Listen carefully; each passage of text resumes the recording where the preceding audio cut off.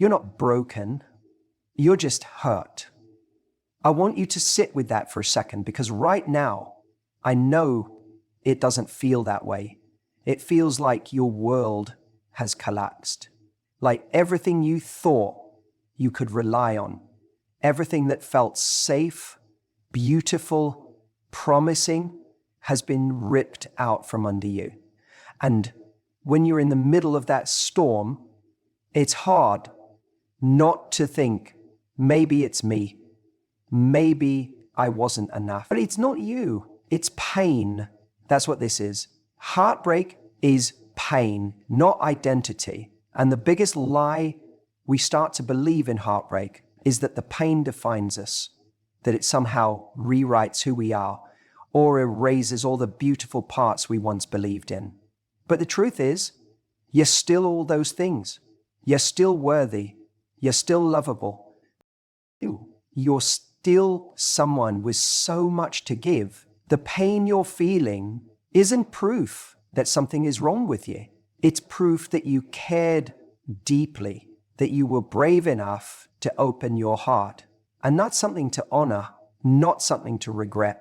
I think sometimes we confuse pain with punishment. We think, if I'm feeling this low, I must have done something to deserve it. But the universe isn't punishing you. Love isn't punishing you. What's happening is part of what it means to love and lose. And yes, it hurts. It really hurts. But it doesn't mean you failed. It doesn't mean your love was wrong or foolish or wasted. Hurt doesn't mean broken. And I want you to stop telling yourself that it does. Because what happens next, how you move forward, how you rebuild, that depends entirely on whether you see yourself as broken or simply bruised. If you see yourself as broken, you'll carry this pain into everything. You'll start believing no one will ever truly love you again, that you'll never feel that connection again, that you're somehow less now than you were before. But if you can start to shift that lens even slightly, you'll begin to see something powerful. You've been shaken, not shattered. Look, you're allowed to mourn. You're allowed to cry. You're allowed to have days where you don't want to get out of bed, where your chest physically hurts, and your mind keeps replaying the same moments over and over. That's part of the process. That's part of being human. But don't let those moments convince you that this is your forever. Your heartbreak is a chapter. It's not the whole book. And the fact that you're hurting right now is not a sign that you're weak. It's a sign that you're still open, that you have the capacity to feel, to care, to connect. That's not a weakness. That's your superpower. And I know it doesn't feel like a superpower right now. It feels like a curse, like the very thing that made you such a good partner. Your love, your loyalty, your hope was the same thing that left you shattered. But let me tell you this, the love you gave didn't disappear. The energy you invested, the affection you shared, it wasn't wasted. Just because someone couldn't meet you at your level doesn't mean your level is too high. It means they weren't ready to rise. And that is not your fault. What's happening now is not about being broken. It's about grieving. It's about adjusting. It's about learning how to live in a new version of reality. One you didn't choose, one you didn't plan for, and that takes time. But the more you remind yourself that this pain doesn't define you, the easier it becomes to start putting one foot in front of the other, to breathe again, to hope again, to realize that your best days didn't leave with them. They're still out there.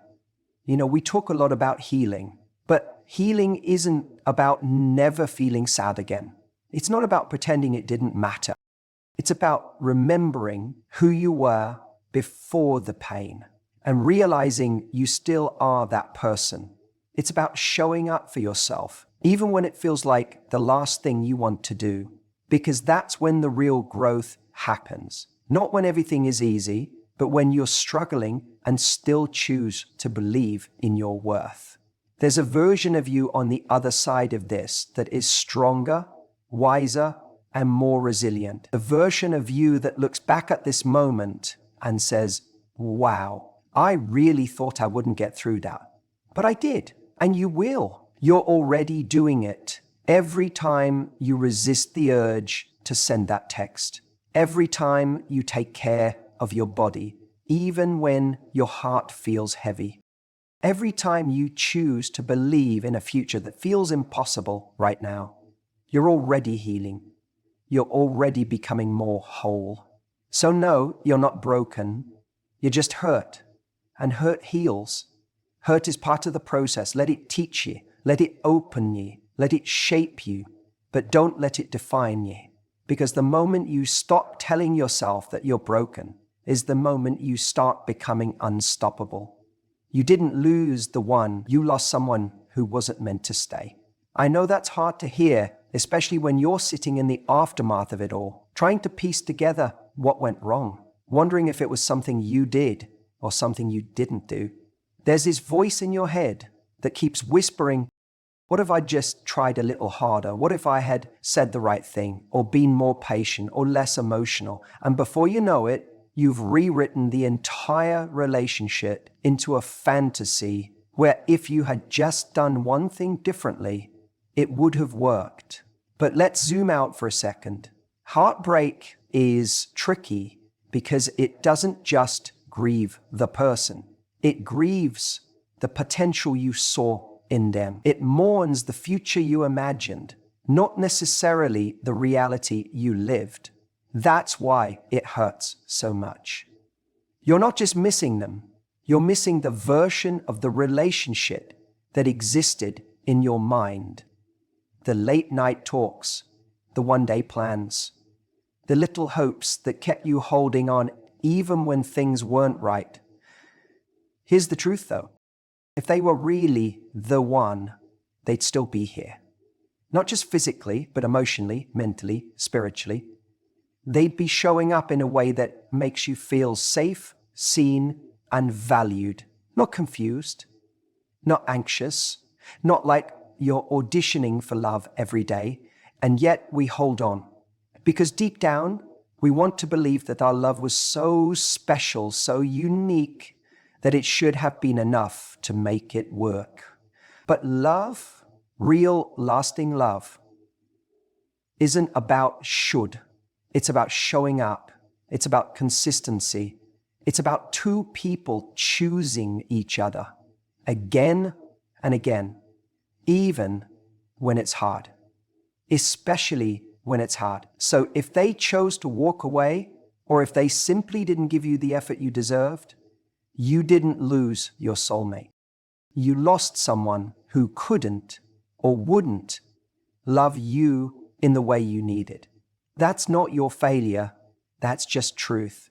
You can't make someone ready. You can't convince someone to stay. And you absolutely can't force someone to give what they don't have or don't want to give. You know, sometimes we fall in love with potential. We see flashes of who they could be, who they might become, and we attach ourselves to that version of them instead of the one standing right in front of us. We see the sweet moments and ignore the patterns. We justify the hurt because of the history. And in doing so, we trade our peace for hope. But the longer you hold on to the version of them that only existed in your imagination, the longer you delay your own healing. Because the person you miss, the one you cry over at night, they weren't always that version. Maybe they were sometimes, maybe in the beginning, but love isn't just about the highs. It's about the middle, the Monday, the moments when you needed them and they didn't show up the way you needed them to. The fights they didn't try to resolve. The times you felt lonely, even though you were in a relationship. That's part of the story too. It's okay to acknowledge the good times. It's okay to miss them. But don't let nostalgia cloud your reality. Missing someone doesn't mean you belong with them. Missing someone just means your heart hasn't caught up to what your mind already knows. And here's what your mind knows. Deep down, if you really slow down and listen to that quieter voice underneath all the noise, you know they weren't right for you. Not in the way you need someone to be right. Maybe they were good to you at times, but love isn't about sometimes. It's about always. It's about presence, effort, consistency. It's about being with someone who doesn't just say they care, but proves it over and over again. You didn't lose the one. You lost someone who taught you something. Someone who was meant to be part of your journey, not the destination. That lesson, it's going to serve you more than you realize, because now you get to walk away with more self-respect, with a sharper sense of what you truly need, with a little more courage to say, that wasn't enough for me. And here's the most beautiful part. Your person, the one who truly sees you, who chooses you without hesitation, they're not going to require you to suffer in order to feel loved. They're not going to make you beg for clarity or question your worth. They're not going to make you feel like you're too much for wanting to be loved properly. So when you catch yourself saying, but I lost the love of my life, remind yourself, no, I lost someone who couldn't love me in the way I deserve. That's not a loss. That's a redirection. It's life clearing space.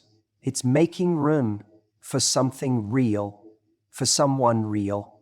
And when that person comes, and they will, you'll realize why it never worked out with anyone else. You'll realize why it had to break your heart first. Because now you know how to value yourself in a way you never did before. Now you know what real love should feel like. And more importantly, now you're finally ready for it. You didn't lose the one, you just made space for someone better. You're probably feeling like your heart has been ripped out, like you've been exposed in a way no one else can see. And in those quiet moments, when the noise dies down and the distractions fade, you might catch yourself thinking, how could I have been so stupid? How did I let this happen to me? But let me stop you right there. The pain you're feeling right now, it doesn't mean you're weak. It doesn't mean you're naive. And it certainly doesn't mean there's something wrong with you. The pain is a sign that you loved deeply, that you invested, that you showed up. And that's not something to be ashamed of. That's something to be proud of. Most people go through life never really letting someone in. They keep a wall up. They love halfway. They play games because they're scared of being the one who cares more. But you went all in. You were vulnerable. You allowed yourself to be seen, to be known, to be connected. That doesn't make you foolish. That makes you brave. And yeah, it hurts like hell when that love isn't returned in the way you needed. It hurts when someone doesn't protect your heart the way you tried to protect theirs. When the person you saw a future with suddenly becomes part of your past, it can feel like a part of you went with them. But here's what you have to remember. The fact that you're in pain doesn't mean you've failed. It means you were courageous enough to risk connection. You weren't playing safe.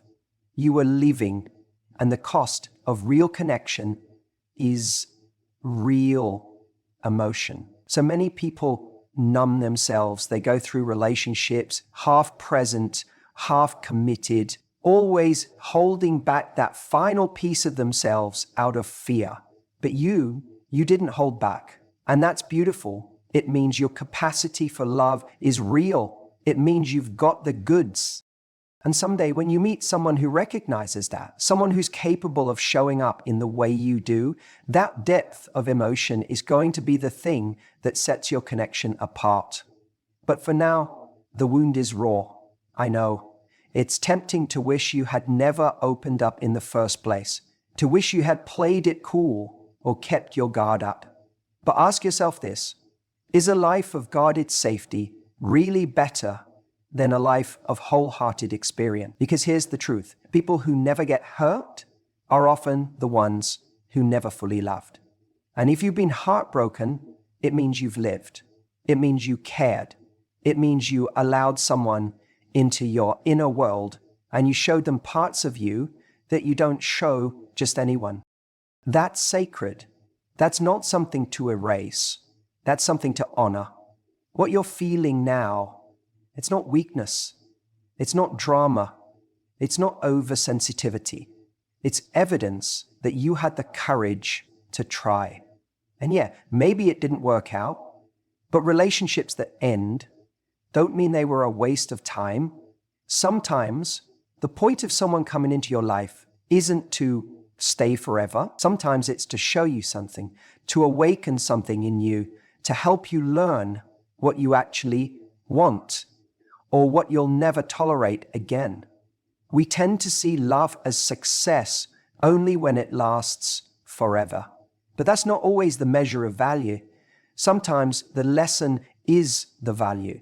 Sometimes the experience is the preparation for something greater. And that heartbreak you're going through, it's part of that preparation. Let's flip the narrative. What if this pain is a gift in disguise? What if this ache in your chest is actually a sign that you are growing into someone even more emotionally intelligent, more self-aware, more selective, more ready for a truly aligned connection? And here's the part we don't talk about enough. Loving deeply teaches you how to love yourself deeply too, because you begin to realize that the love you gave away so freely, that compassion, that effort, that kindness, that energy, it all came from you. And if you can give that to someone else, you can start giving that to yourself. You don't need to wait around for someone to return it. You can be the source. Right now, it might feel like the love you gave went to waste, but it didn't, because it lives in you. It wasn't for nothing. And just because they couldn't hold it, just because they didn't reciprocate it, doesn't mean it lost its value. Love doesn't lose value just because it's not returned. It's still love. It's still real. And the world needs more of it, not less. So don't harden. Don't close off. Don't let this experience turn you into someone bitter or jaded. You're allowed to be wiser. You're allowed to raise your standards. You're allowed to learn the lessons. But don't lose the part of you that feels deeply. That part is gold. That part is rare. That part is what will lead you to a love that actually deserves you.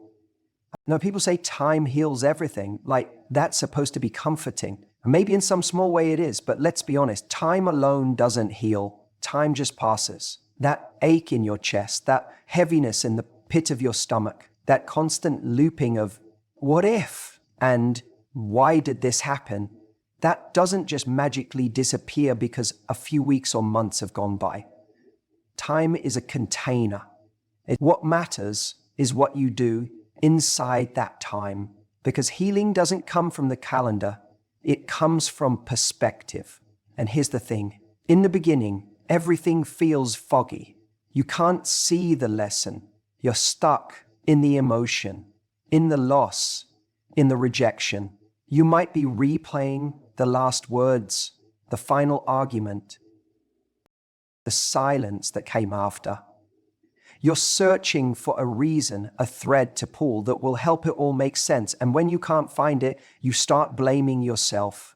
You rewrite the story 100 times, each version harsher than the last. I should have said this. Why wasn't I enough? If I had just done that one thing differently.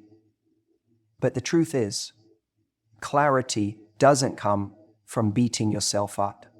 It comes when you step back far enough to see the whole picture, not just the highlights, not just the moments that made your heart skid, but the patterns, the inconsistencies. The way you started shrinking to make them comfortable. The little ways you lost yourself while trying to hold on to something that was already slipping away. Perspective isn't denial. It's not pretending you're fine or forcing yourself to be grateful for pain before you're ready. It's honest reflection. It's recognizing that maybe this person wasn't capable of giving you the kind of love you needed, not because you're unworthy of it, but because they just weren't there. Maybe they didn't know how to handle someone who loves as deeply as you do. Or maybe they loved the idea of you more than the reality of what it takes to show up for someone consistently. And that hurts. I get it. But perspective helps you separate the rejection from your identity. It reminds you that someone's inability to love you isn't a reflection of your value. It's a reflection of their limitations. That shift is powerful.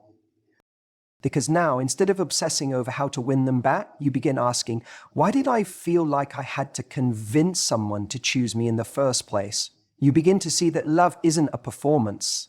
You don't need to be more charming, more attractive, more laid back, more anything to be worthy of someone's staying. You need someone who recognizes your worth without needing to be convinced.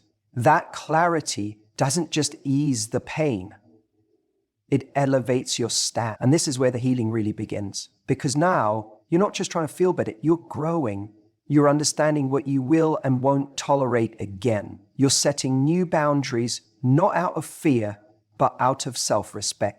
You start filtering people differently, not just by how much you're attracted to them or how exciting they seem, but by how safe, consistent, and present they are. You see, perspective shifts the goalpost. Heartbreak initially makes you crave the familiar. You want them, or at least the feeling they gave you.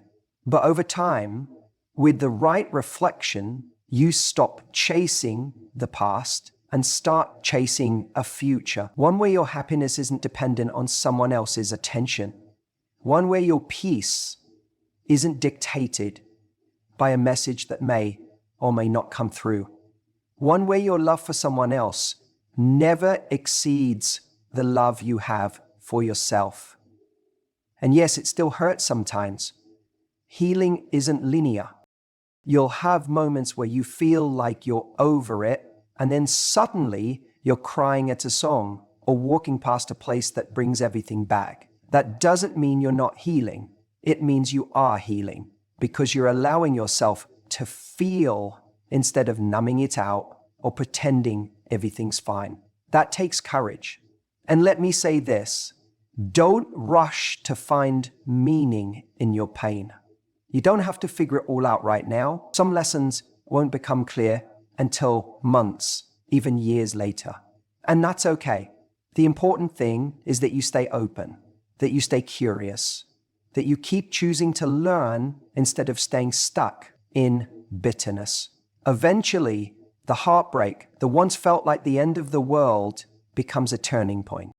The thing that broke you down becomes the thing that built you up. And not because of time, but because of how you used that time. Because you did the work, you asked the hard questions, you let yourself feel the weight of it, and you kept going anyway. So no, time won't heal everything, but perspective will. And it starts the moment you stop asking, why did they leave? And start asking, what did I learn about myself through this? That's when everything changes. You gave them your energy. You gave them your affection. You gave them the best of you, your time, your vulnerability, your attention, your heart. And now you're standing in the aftermath of that love, wondering what to do with everything that's left.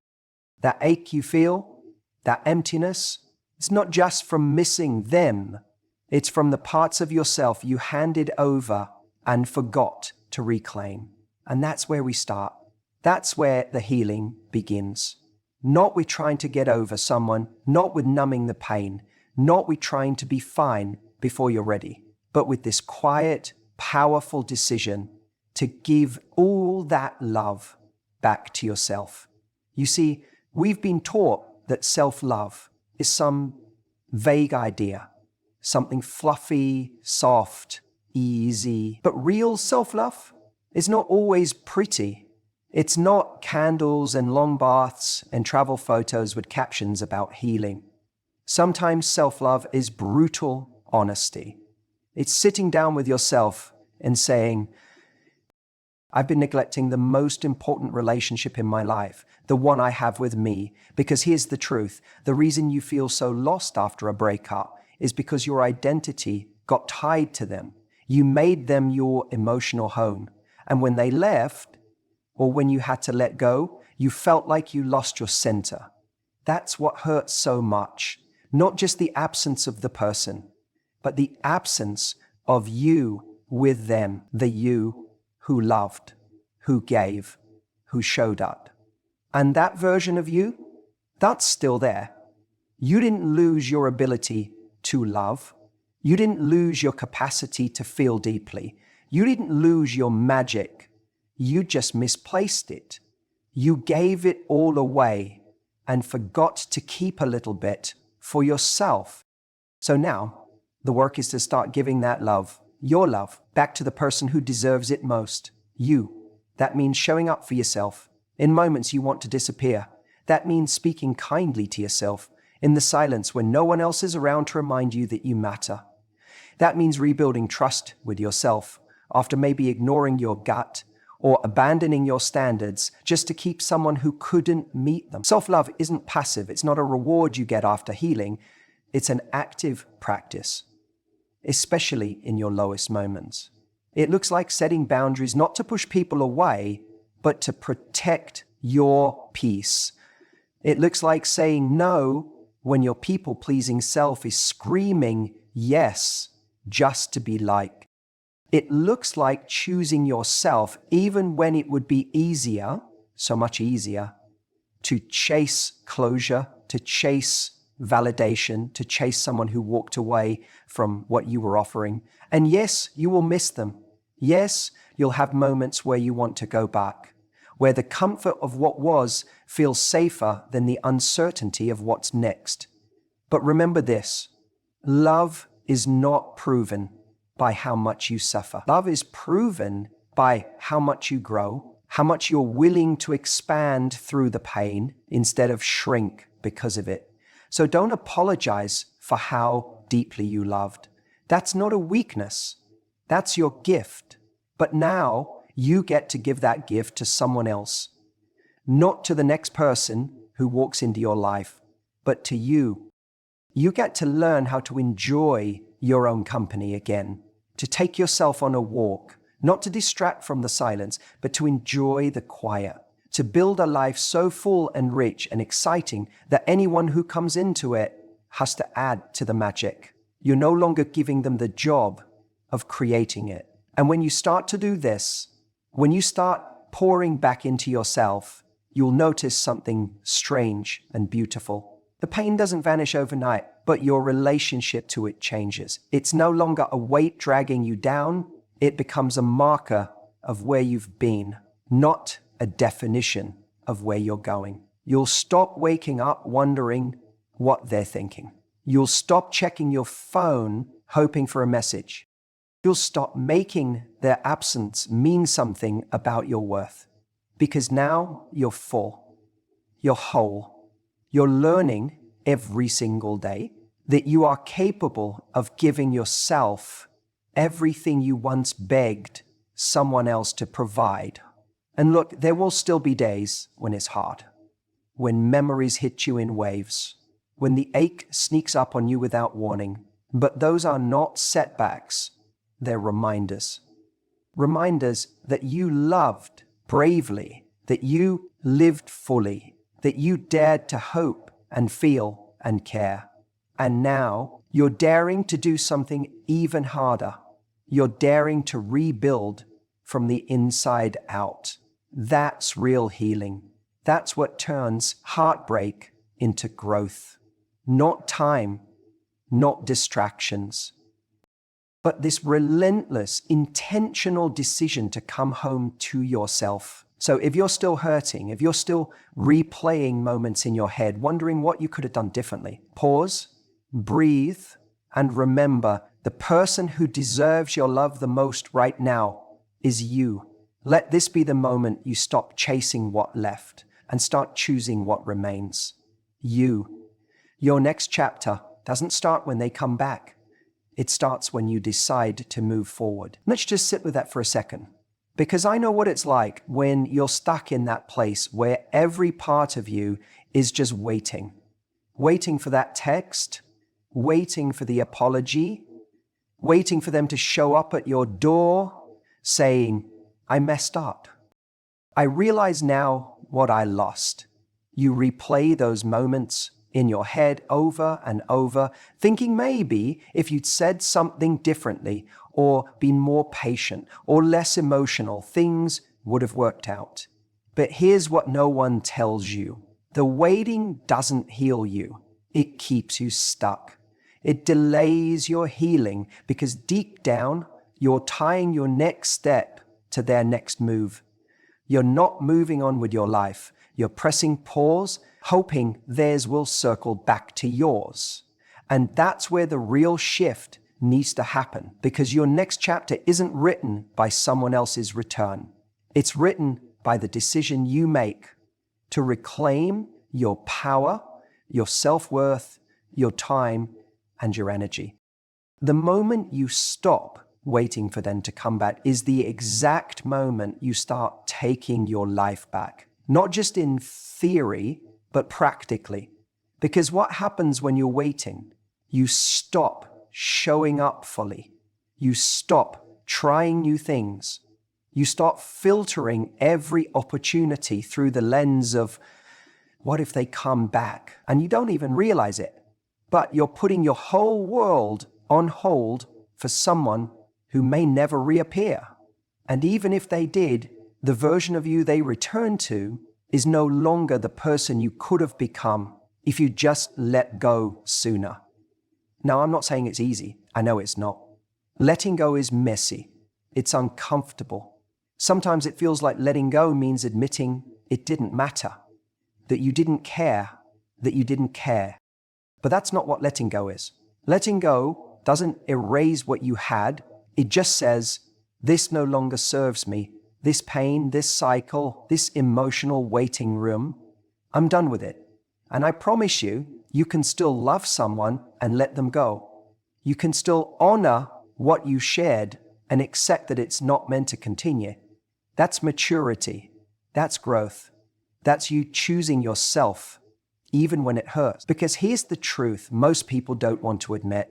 If they were the right person, they wouldn't have left.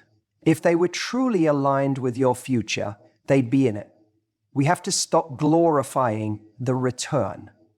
Stop thinking the only happy ending is them realizing they were wrong, that they made a mistake. Because even if they come back, if you haven't moved forward internally, you'll be the same version of you, craving the same validation from the same place that hurt you in the first place. That's not love. That's emotional dependency disguised as hope. You want peace? You want closure? Then stop looking for it in someone who couldn't give you what you needed when it mattered. Your closure doesn't come from their text. It comes from your truth, from standing in front of the mirror and saying, I deserved more. I still do. And I'm not going to wait for someone else to give me permission to live again. That's how you start your next chapter. Not when they call, not when they regret it, but when you decide that your life isn't going to be written by someone who's no longer here. And when you do that, when you actually make that shift, everything changes. Suddenly, you stop checking their social media. Not because you're trying to be strong, but because it doesn't matter anymore. You're too busy focusing on you, on healing, on exploring, on remembering who you were before they ever walked in. Or better yet, discovering who you are now with the lessons, the scars, and the strength you gained from the fallout. You start filling your time with people who show up, with experiences that remind you that love isn't scarce, that you're still lovable, that this isn't the end, it's a beginning.